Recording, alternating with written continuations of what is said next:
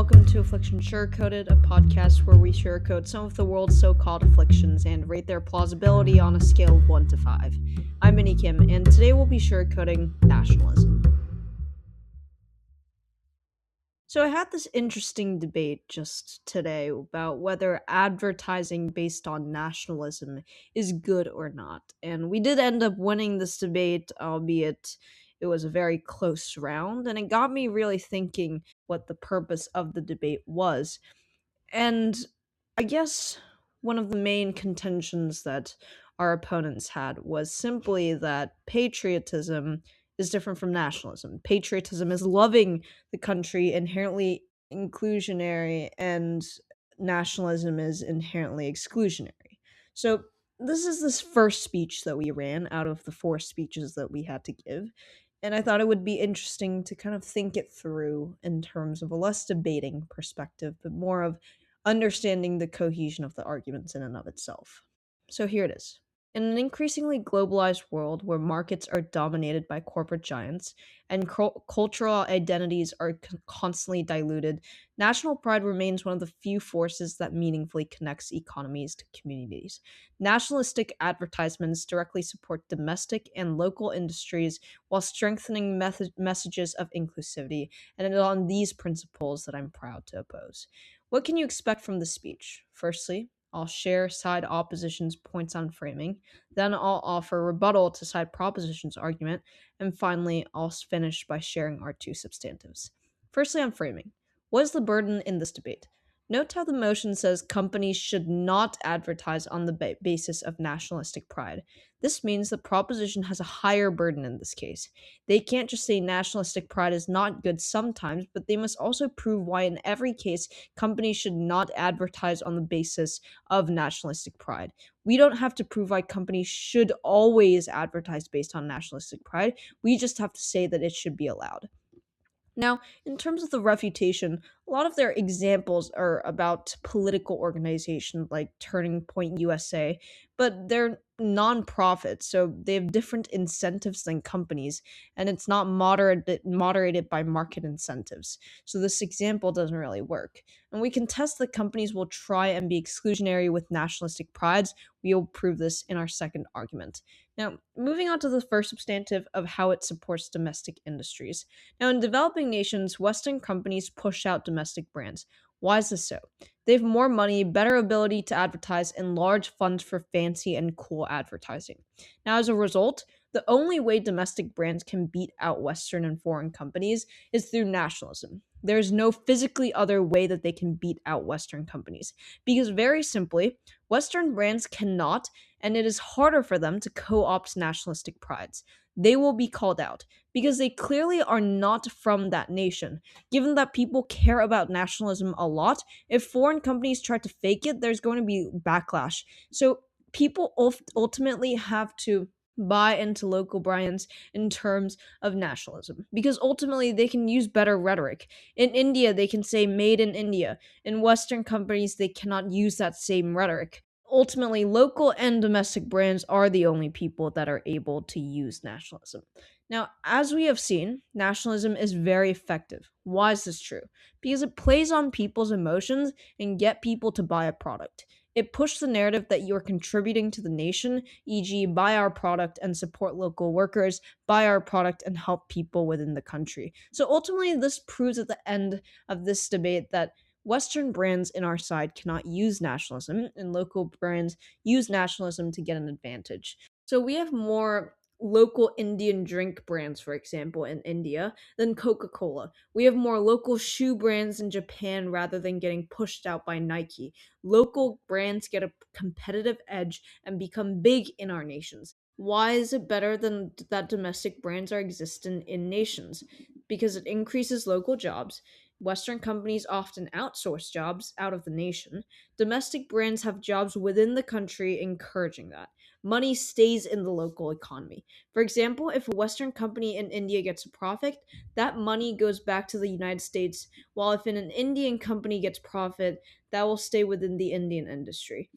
Thirdly, it protects culture. They also often have cultural roots of the country that they're advertising. They often stick true to the real culture of the motion rather than the Western ideologies being pushed. So we preserve culture in these certain nations. Remember, they have a burden to prove why these local companies should not use this advertising. But as we proved here, there's physically no other way for them to survive, and the only way to beat out Western nations is through nationalism, and local brands are just far better. Now, moving on to substantive 2 on this advertisement encourages culture and inclusion. Notice how this directly clashes with Prop's first argument. And there are two important mechanisms to prove this. First mech. Nationalism is inclusive to minorities within the nation, increasing social cohesion. National identity is highly inclusive. It is based on shared citizenship, participation, and contribution, not race, religion, or ancestry, like Prop will have to resort to. Why? Well, when companies advertise around national pride in a country like the United States, the message necessarily includes marginalized communities because they are part of the nation. For example, a nationalistic identity in India is not based on religion, e.g., being Hindu or Muslim, but it is based on being Indian, which breaks divisions. Secondly, and very importantly, furthermore, it is just better way to get profit. That's to say that companies want to cater to everyone in the nation to get more profit. If a company in India, for example, only promoted Hindu ideals, they lock out a large sector of the public who are different religions. So we get inclusivity. But Proposition's world is far worse. Why is this true? On Proposition's world, when you don't have nationalism, companies often still try to cater to identity because it is proven to work and get profit. But if it's not nationalism, it is specific ideology based. So it's one religion, one culture, and that is more polarized. This is why we also flip their first argument. Mechanism 2. Cultural preservation in the globalized market. When South Korean brands like Bibigo or Olive Young present that their company is proudly Korean, and when these brands come to countries like the US, they spread culture of South Korea in America, for example. Allowing companies to advertise on national pride helps preserve cultural distinctiveness, food traditions, craftsmanship, design, philosophy, and language, only because South Korean brands say that they're proudly South Korean and people are aware of this culture. Why is this good? It protects cultural diversity globally, it prevents cultural erasure by dominant global brands, and it also strengthens soft power without state coercion. Why is Proposition's world worse in this manner?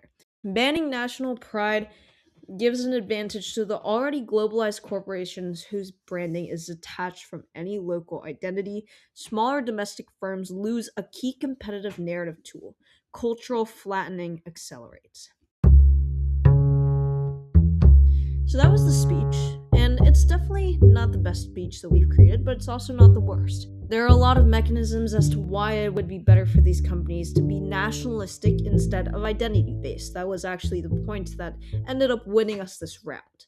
But then our opponents kept on pushing this idea about how it is within the dictionary that nationalism in and of itself must be exclusive. Now, the way that we countered it is by saying, like, well, just because something means something in the dictionary doesn't mean that it's applicable to other cases. This means that companies have a competitive incentive to make sure that they include the most amount of people possible because they want to cater to the most amount of people possible because they want to earn the most money out of everyone. And that's how we strategize this. This is a pretty interesting debate because I do agree that in the dictionary it is very exclusive to one nation. Being patriotic and being um, nationalistic is very different. And coincidentally, I logged on to the New York Times today and I saw an article by David Litt that was arguing the differences between patriotism and nationalism, especially as the Winter Olympics are coming along. So I guess this issue does have a lot more pertinence in the real world right now because it's a gathering of all of the nations, pretty much all of the nations across the world, and making sure that they are seen. They're representing their nation in the best way possible. And it's often good if you're from a country that already doesn't even need representation to prove that you are a quote unquote good country. I don't know, like the countries with soft power, whereas the countries in war right now are not are, of course, not doing so well. And that opens a whole new debate about um, sports washing, etc. But we won't get there right now. Essentially, what David Litt was arguing is that the 2026 Winter Olympics revealed the difference between patriotism and nationalism. While nationalism promotes exclusion and hostility towards other nations, patriotism allows people to cheer for their own country while respecting others' rights to do the same. Now, at the Olympic Games, Litt observed fans enthusiastically supporting their athletes without resentment or aggression towards rival countries. He contrasts the spirit with the rising nationalism in global politics, including rhetoric from leaders like certain leaders in the world right now that frame national identity as culturally closed and suspicious of international cooperation. Now, instead, the Olympics show that ordinary people can take pride in their country while still embracing shared human experiences and global cultural exchange. Now, ultimately, Litt argues that people are capable of loving their country without reducing themselves to it, and that citizens often embody more generosity and openness to their governments without being very terrible to other nations. And in theory, I think this is correct. I think there is a very distinct difference between patriotism and nationalism, and one is obviously preferred more than the other in most scenarios because we don't really want hate all the time. I think that's factual, but it's also very hard to commit to. What if someone deserves it? Or how do we know they deserve it? It's good to think about how we show appreciation for our country. I think it's especially interesting as an international student who lives in for approximately half of the year in a country that is not my own and lives other half of that year in a country that is my own. And perhaps that'll change someday. I think nationalism and patriotism can often be conflated, and I'm not quite sure why we must make sure that those two aren't conflated, but until then, we will think that the difference is inclusion and exclusion, and hopefully people resort towards patriotism instead of nationalism. But it would be unfair to say that the two can be incredibly similar, and that showing pride for one's country can often come off as something else. So in that sense, and in that sense only, we can tolerate some nationalism in certain instances that we must decide for ourselves in the best morale possible. I'll give the sugarcoating of nationalism a 3. This podcast was written and produced by me, Minnie Kim. If you have any comments or reviews, please feel free to write any and all thoughts in your podcast reviews. If you would like to suggest an affliction for me to sugarcoat, please email me via afflictionsugarcoated@gmail.com. I'll leave you with the thought of whenever you felt pride for your country, whether it be in the Olympics, the World Cup, or any sporting event for that matter. I think sports is just really easy for us to feel really patriotic about ourselves, but who knows, maybe that might be nationalism. I'm actually unsure. But something to think about for the rest of the Winter Olympics.